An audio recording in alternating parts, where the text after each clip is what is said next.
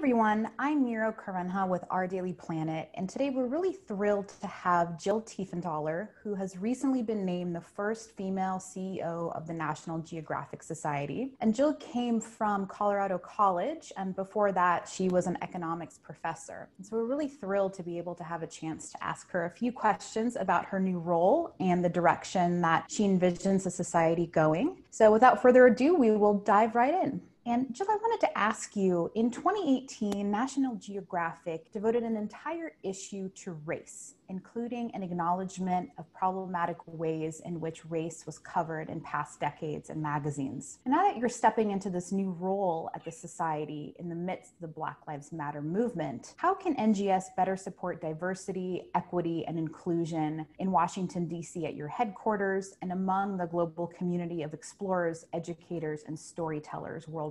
Thanks for that question. It's great to be with you, Miro. And as the magazine on race made clear, National Geographic is committed to facing and learning from our past. And that acknowledgement and truth-telling is a really critical step in building a better, more inclusive future in support of our great mission, illuminating and protecting the wonder of our world. We can only achieve that mission when everyone of various races, identities, experiences, and abilities is able to contribute to and benefit from our work. And that's why I'm fully committed to diversity, equity, and inclusion, and will ensure that our commitment is a guiding principle in our efforts here at the Society throughout our internal and our external culture, systems, and practices. In the past, we have to recognize that the Society has not always valued everyone's stories equally, and our grant work has not always reflected the world in which we live. I'm pleased that we've made some great progress. As of last year, 62% of our grants were awarded to citizens of countries other than the U.S., and more than 50% of our grants were awarded to women. But we have much more to do,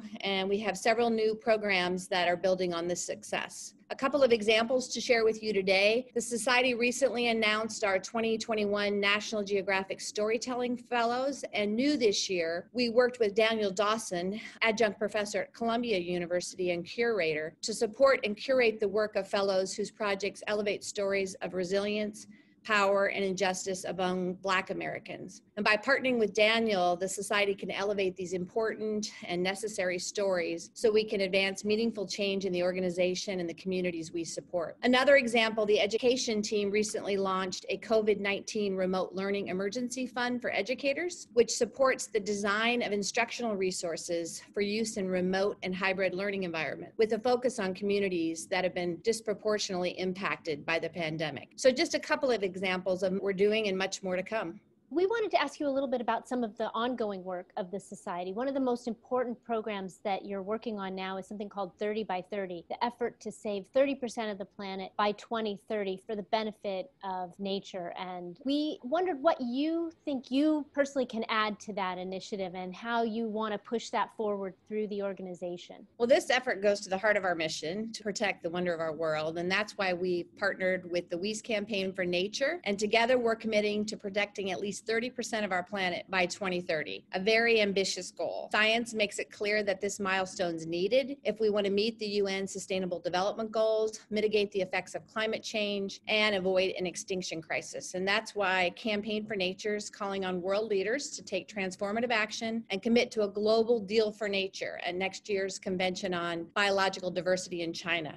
Again, with that goal of protecting 30% of the planet by 2030. As an economist, I'm energized by the findings from a recent report commissioned by Campaign for Nature that found the economic benefits of protecting at least 30% of the world's land and ocean outweigh the costs by at least 5 to 1. That's a great ROI. In this current climate, it's important that we understand the value of nature and how it drives economic growth, delivers key non-monetary benefits, and it's a net contributor to a resilient global economy. I see my role at the Society as being a catalyst to help the organization protect endangered species, increase our understanding of human history and culture, and conserve the planet's most iconic places. The Society's programmatic work has never been more important, and National Geographic's platform has never been stronger. To build on your conservation work, I wanted to ask, the Pristine Seas project of the Society has galvanized support for the creation of numerous large-scale ocean parks around the world. What do you think is the key to the success of that project, and how do you hope to build on it? Well, Pristine Seas is one of those projects that represents the unique role that National Geographic can play in illuminating and protecting the wonder of our world by pairing two approaches that are core to our DNA: scientific exploration and storytelling. Only at National Geographic can you bring together some of the world's leading scientists, filmmakers, policy experts, and conservationists for an effort of this scale. In the past 12 years, Enrique Sala and the Pristine Seas team have inspired the protection of 22 places in the ocean that cover 5.8 million square kilometers. That's an area nearly 2 times the size of India. I'm really excited to support them as they build on this incredible track record. The team has proven just how successful their model can be, and their goal for the next decade is to double the current protected area by 2030 as part of that 30 by 30 conservation effort. In order to do that, the team's going to be bringing their model to new places around the globe and scaling up successful community engagement and education strategies that'll be built in collaboration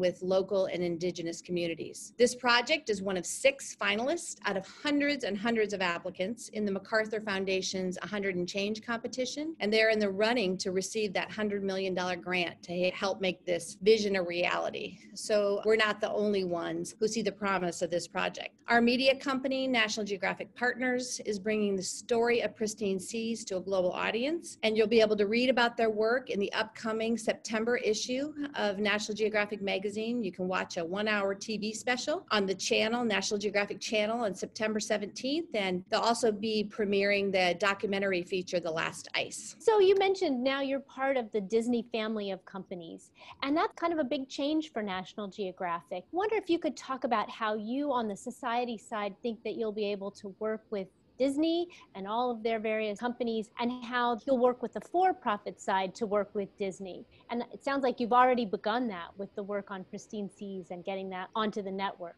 Absolutely. Our unparalleled global reputation, our staff, our bold explorers, and this new partnership with Disney through our shared media company, National Geographic Partners, really the society has never been better positioned to pursue its mission. With this new partnership with Disney, we have an even larger platform to continue to produce the bold, distinctive storytelling for which National Geographic is known, including how our planet is changing due to climate change. You know, Disney's got this incredible legacy of innovation, inspiration, and conservation, and it aligns well with the society's mission to use the power of science, exploration, education, and storytelling to illuminate the wonder of the world, define critical challenges, and catalyze action to protect our planet. We are so excited about this opportunity. What nonprofit organization wouldn't love to partner with an organization with the global reach of Disney?